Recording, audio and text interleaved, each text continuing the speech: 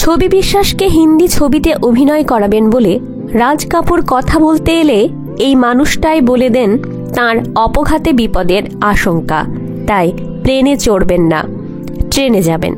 ট্রেনেই গিয়েছিলেন। অপঘাত একবার তাঁর মৃত্যুর ভুয়ো গুজব ছড়িয়েছিল কলকাতায়।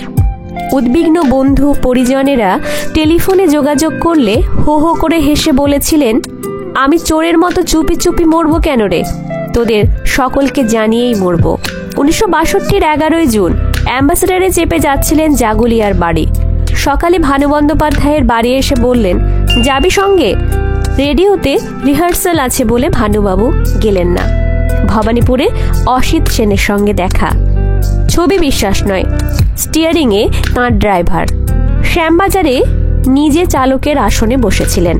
মধ্যমগ্রামের কাছে গঙ্গানগরে ওল্ড যশোর রোডে উল্টো দিক থেকে আসা ভ্যানের সঙ্গে মুখোমুখি। আরজিকর হাসপাতালের বাইরে ভিড়, দূরে একটা ট্যাক্সি। তার চালক বলেছিলেন, আজ ছবি বিশ্বাস মারা গেছেন, আজ আর গাড়ি চালাবো না, গ্যারেজে যাচ্ছি। স্টার থিয়েটারে মরদেহ নিয়ে আসা হচ্ছে বিরাট মিছিল করে। উত্তম কুমার ফোন করলেন, স্টারের পিছনের দরজাটা খুলে রাখো, আমি এসে মালা দেব। তারাশঙ্কর বন্দ্যোপাধ্যায় উত্তম কুমারকে বললেন, উত্তম, তুমি মালা দিতে যেও না, ছবির প্রতি যারা শ্রদ্ধা জানাতে এসেছে তোমার দিকে চোখ পড়বে তাদের। মেনে নিয়েছিলেন উত্তম কুমার, নিজে সামনে আসেননি সেদিন। শেষ দৃশ্যেও এক শটে মেরে বেরিয়ে গেলেন ছবি বিশ্বাস।